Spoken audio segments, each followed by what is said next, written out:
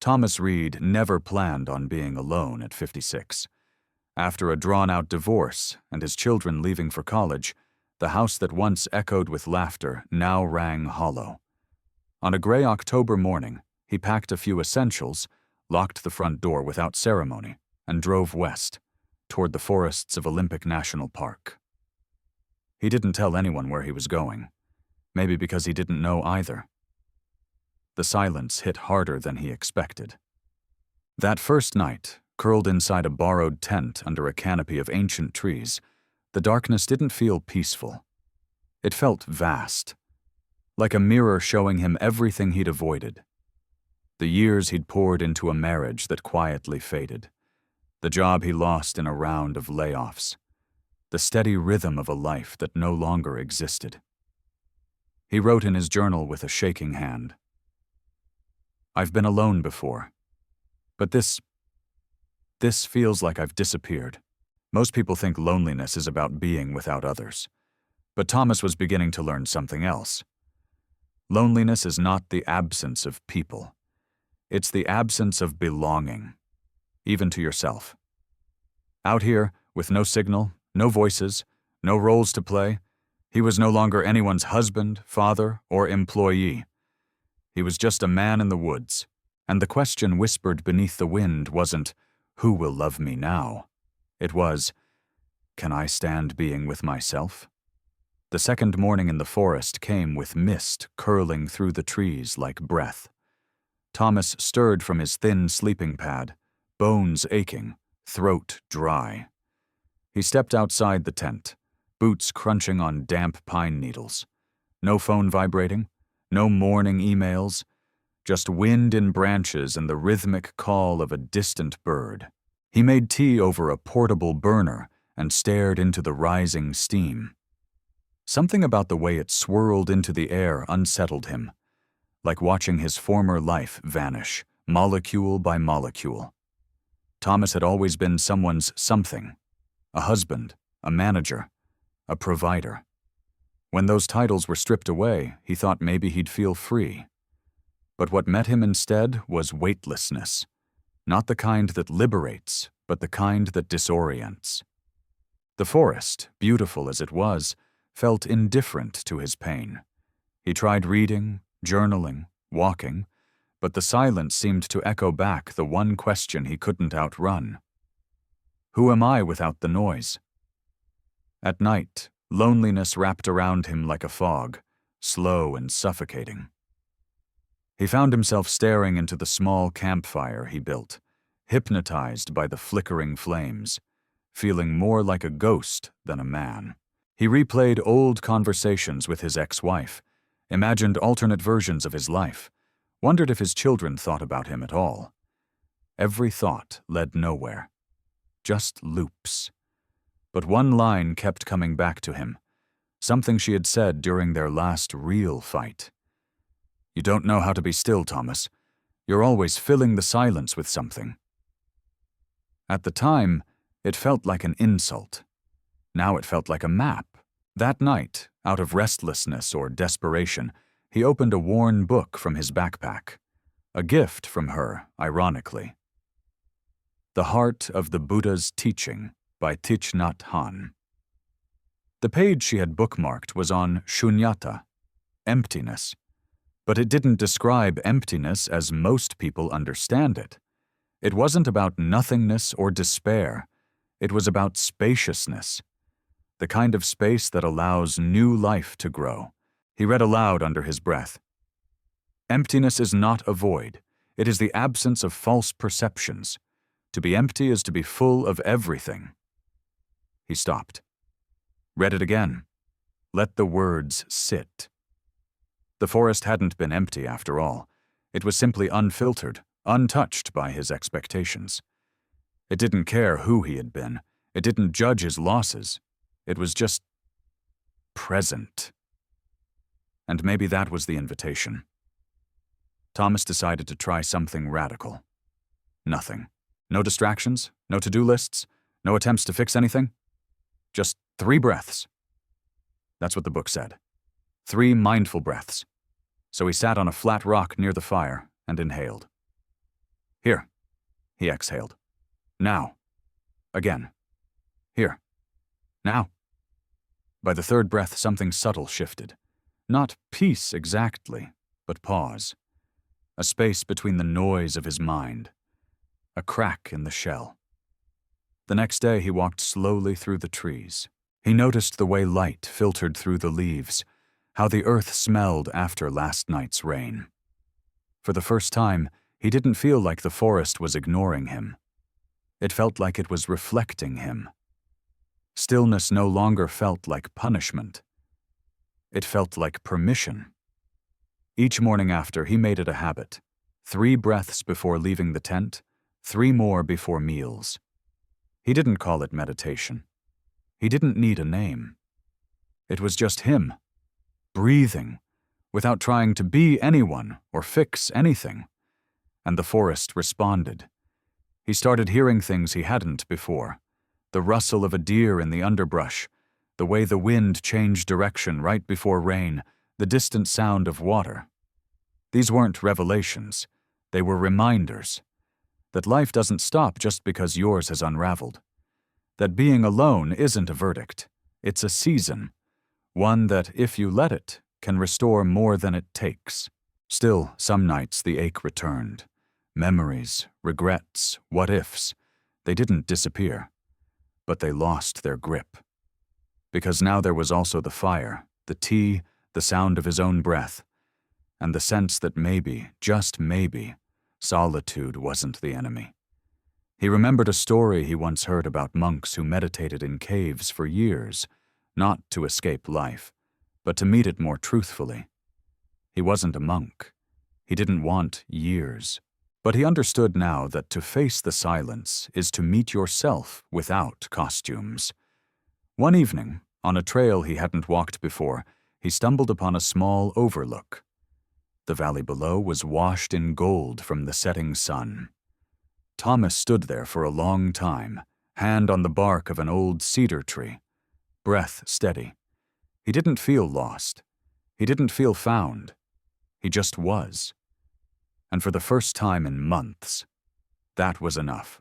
Later that night, he wrote in his journal, "I used to think loneliness was about missing others, but maybe it's about missing myself, and maybe being alone is the only way back." The forest hadn't changed. The silence hadn't softened. But something inside him had, and it started with one breath, then another, then one more. On the 6th day, Thomas stopped trying to fill his time. He let the hours stretch without needing to name them. Mornings blended into afternoons, and the boundary between activity and rest began to dissolve. He wasn't healing exactly. He was just here, fully, awkwardly, and increasingly without resistance. There was a bench, weathered and half buried in moss, near the edge of the lake. He started sitting there every evening. No music, no phone, no plan, just watching ripples. Geese landed sometimes. The wind shifted patterns across the water. He came to realize he didn't need the lake to teach him anything. It was simply enough that it existed. And perhaps that was the most honest form of companionship, being with something that doesn't demand or explain. One afternoon, while walking the trail toward a nearby outlook, Thomas met an older couple, probably in their 70s, sitting silently on a fallen log. They weren't talking. They weren't even looking at each other. But they sat close, hands lightly touching. He nodded a quiet hello as he passed, but the scene lingered with him. How 2 people could share a silence that wasn't empty. It made him wonder, what if aloneness could feel like that, too? He remembered how, for most of his adult life, solitude had felt like a malfunction. An empty house meant something was wrong. A quiet Saturday meant he had failed to make plans. If he wasn't needed by someone, then what was the point of him? But the forest, and the people in it, told a different story. One not built on usefulness or roles, but on presence. The old couple didn't need to talk to be together. The trees didn't need to speak to be real. Could he extend that same courtesy to himself? That night, back by the fire, he replayed moments from the past, when he'd rush to fill gaps in conversation, when he'd use busyness to avoid feeling unwanted. He saw now how often he'd confused loneliness with discomfort, not because he was alone, but because he didn't know how to be with himself kindly. He didn't know how to sit with the part of him that was unsure, messy, not yet whole. He went back to Thich Nhat Hanh's book. A new line stood out this time. To be beautiful means to be yourself. You don't need to be accepted by others. You need to accept yourself. There was something radical in that idea. That healing wasn't about becoming someone else or proving your worth again. It was about presence, not performance. The following morning, he tried something new. Instead of walking to escape the thoughts in his head, he chose to walk with them. Not as enemies, but as guests. As he moved through the trail, he quietly repeated the words, "I am here with myself." It wasn't easy. His mind still wandered. Regrets still surfaced. But something had changed. He no longer tensed up when they arrived. He let them pass, like weather, temporary, moving through. He began to notice that aloneness wasn't sterile. It was textured. He could feel the shift in the air before rain, the way his breath deepened near water, the warmth that lingered on his skin after sunlight passed through the trees. These weren't just sensory details. They were proof that he was alive, and that he was enough company. What had once felt like exile was beginning to feel like return. Later that week, Thomas walked past the same old couple again. This time they weren't sitting. They were walking slowly, holding hands. The woman nodded toward the trail ahead and said gently, "It gets quieter, but it gets better." He smiled. Not out of politeness, but recognition. He began writing letters to himself in the evenings. Nothing dramatic, just reflections. Lines like, "You're not broken, you're just tired. You don't need to be someone else to be loved." This quiet is not punishment. It's space to begin again. One night, after a particularly long walk under a sky full of stars, he wrote, "There is a difference between loneliness and solitude. Loneliness feels like you're missing something. Solitude feels like you've returned to something sacred." It wasn't a breakthrough. It was a soft turning, a remembering. And it came not from escaping pain, but by learning how to sit beside it, without fear, without shame, like a friend keeping vigil. He stopped needing the fire to distract him. He started letting it warm him. He no longer needed to explain himself to the night.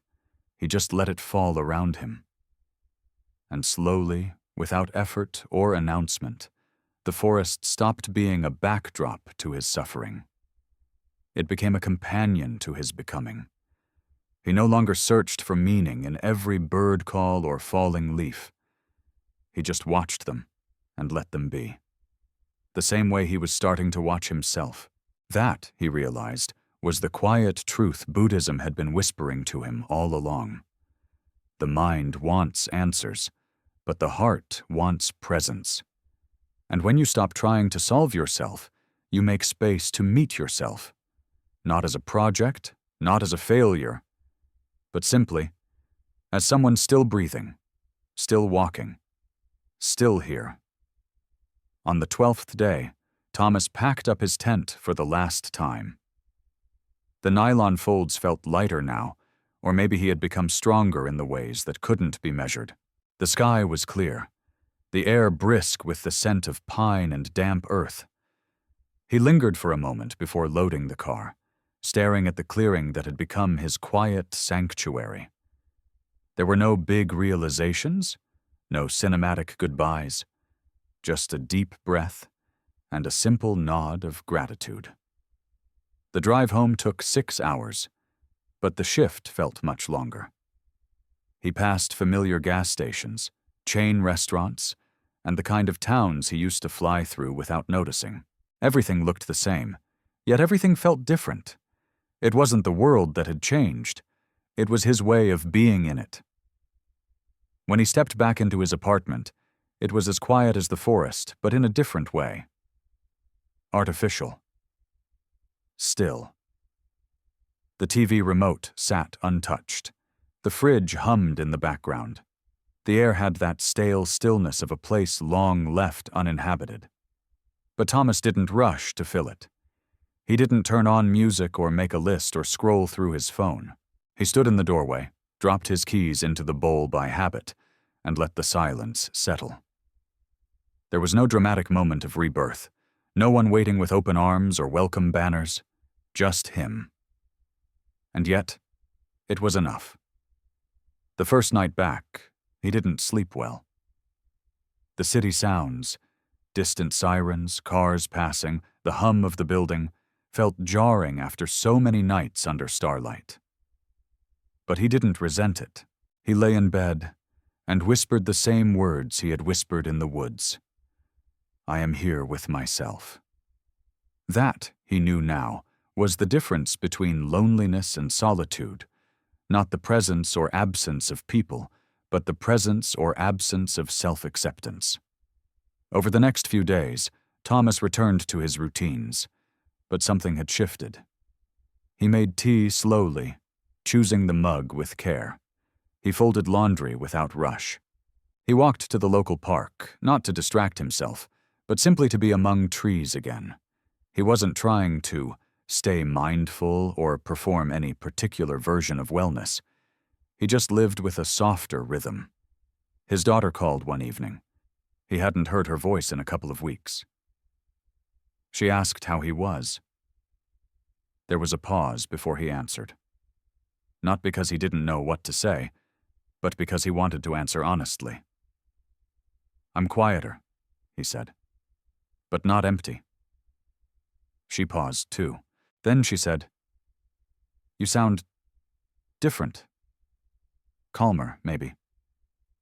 I think I am, he replied. They talked a while longer. Nothing profound, just life. But something about that call stayed with him. It was the first time he didn't feel the need to prove he was okay. He simply was. And somehow that made all the difference. He returned to the habit of journaling at night. Only now, it wasn't to analyze or fix himself. It was to witness, to observe, to record the gentle details of his days. A dog barking in the distance, the way the sunlight hit the floor near noon, the familiar creak of the hallway. He found himself writing, This is my life now, and it doesn't need to be more than this to be meaningful. He also revisited the book, reading not for answers but for companionship. One passage stood out. We are here to awaken from the illusion of our separateness. He realized that even in solitude, he had never been truly alone. The trees, the wind, his breath, the fire, all had been with him. And now, back in the world, he carried them like quiet allies, not as memories, but as presence. On a quiet Sunday afternoon, Thomas walked into his living room, sat cross-legged on the rug, and closed his eyes. No incense, no timer, no app. Just him, the steady rhythm of his breath, and the space he no longer feared. He inhaled. I release the need to be elsewhere. He exhaled. I am home. There were still waves of ache, still moments when he missed the noise of companionship, the background hum of shared space. But they no longer swallowed him whole. He could greet them like passing weather. Hello, old friend. Stay if you need. I'll be here. One afternoon, while walking past a bookstore downtown, a display caught his eye. The Art of Being Alone, Embracing Solitude in a Busy World. He smiled, not because he needed the book, but because he had lived its title. In a world that equates solitude with sadness, Thomas had found a new kind of company, one that didn't demand attention, validation, or performance, one that came from sitting beside himself in all his quiet, imperfect wholeness. Being alone no longer meant he had lost something. It meant he had found space. And in that space, he had rediscovered something most people overlook: his own steady presence. Not loud, not heroic, just quietly enough. And that, he realized, was the most faithful companion of all. Thomas didn't return from the forest with a grand epiphany. There was no dramatic transformation, no triumphant declarations. What he brought back was far quieter and far more lasting. He had learned how to sit beside himself without running, to let silence be not a threat, but a space. To recognize that being alone didn't mean being unloved, and solitude wasn't proof of failure, it was proof of being alive. Loneliness and aloneness still visit him, as they do all of us, but now he greets them differently, not with panic or distraction, but with stillness. Sometimes he still aches, sometimes he still reaches for something to fill the quiet. But more often now, he simply breathes. Inhale, I am here. Exhale, with myself. If you've felt like Thomas, adrift after loss, cut loose from old identities, unsure how to be alone without feeling abandoned, know this: you are not broken. You are in a passage, and like all true passages, it asks only that you show up. Let the stillness be uncomfortable at first.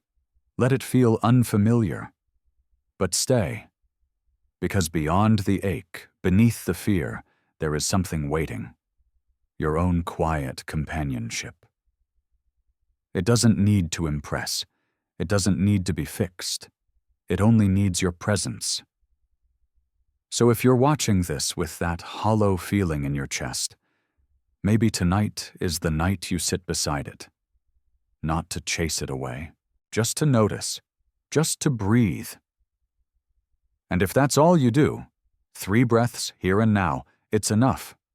If this story has stirred something in you, I invite you to carry one small practice with you. A walk, a breath, a moment without noise. No goal, no pressure. Just the company of your own heart, rediscovered one quiet moment at a time. You are not alone. You are simply, beautifully, here. We often think healing comes with noise, with breakthroughs, celebrations, or someone telling us we've made it. But sometimes, healing is silent. It looks like sitting in your own space without rushing to fill it. It sounds like a breath that doesn't need to be deep or perfect, just real. Thomas didn't conquer loneliness. He made peace with being alone. And in doing so, he uncovered something many of us forget. We can be our own steady presence, even when the world feels unrecognizable. So much of modern life teaches us to stay busy, to stay connected, to stay visible. But maybe the most radical act right now is to stay still, to allow yourself to belong to this moment without needing to perform for it. Solitude is not exile. It is return.